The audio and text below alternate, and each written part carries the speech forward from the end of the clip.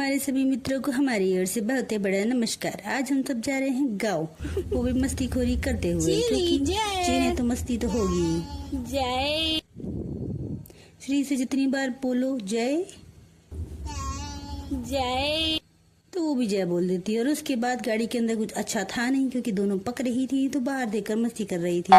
इतनी मस्ती करती हैं गाड़ी के अंदर कि करते करते मस्ती करते करते थक जाती हैं और सो जाती हैं। फिर उसके बाद मैंने सोचा जब सो रहे तो सो ही जाओ। देखो श्री को अपना रिबन ही खा गई। इन दोनों को देखकर मुझे भी नींद आने लगी, लेकिन मुझे ज्यादा देर तक सोने का मौका नहीं मिला, क्योंकि कुछ ही देर में गाँव आ गया और मुझे बहुरिया बनने का ऑर्डर मिल गया। क्योंकि रास्ते में मिलते हैं बहुत सारे लोग गांव वाले, तो अच्छा नहीं लगता, तो मैं बहुरिया बन गई। तो गांव जैसे हम लोग पहुंचे, वहां पर गणेश जी की आरती शुरू हो गई थी, क्योंकि हम लोग थोड़ा सा लेट हो गए थे, लेकिन फिर भी टाइम से पहुंच गए थे, तो पूजा शुरू ही हुई थी अभी। फिर सारे मेंस बैठे थे बाहर और सारी लेडीज बैठी हुई थी अंदर।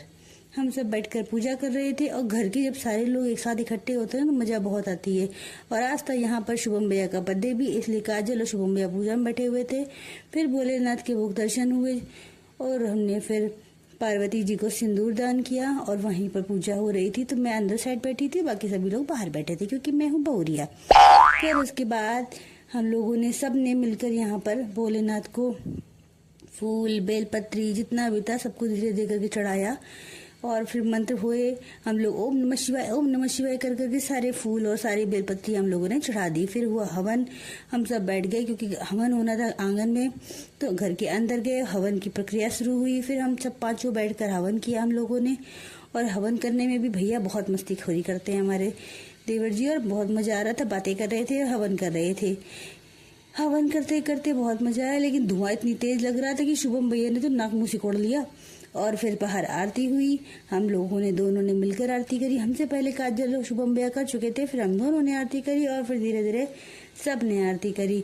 मुझे आरती वाला प्रोसेस बहुत अच्छा लगता है, और कुछ कुछ और प्रोसेस भी बहुत अच्छे लगते हैं, क्योंकि इसमें कहेंगे हस्बैंड वाइफ एक साथ आ जाओ, हस्बैंड वाइफ एक साथ आ जाओ, मुझे बहुत मजा आता है। फिर बाहर बैठ के सबने किए भजन, बहुत सारे भजन हुए। हम सब तो मस्ती कर रहे थे, बट बच्चे बहुत परेशान हो रहे थे। फिर रात में हुआ कन्या भोज, कन्याओं को बिठाया गया, जिसमें मिश्का और श्री दोनों ही बैठी हुई थी। मिश्का तो अपने आप खा रही थी, बट श्री के लिए एक हेल्पर भी चाहिए था। और अंदर मेरी नंद पूड़ियाँ बना रही थी, मतलब बाहर भाभियाँ खाना खिला रही हैं और नंदे पूड़ियाँ बना रही हैं।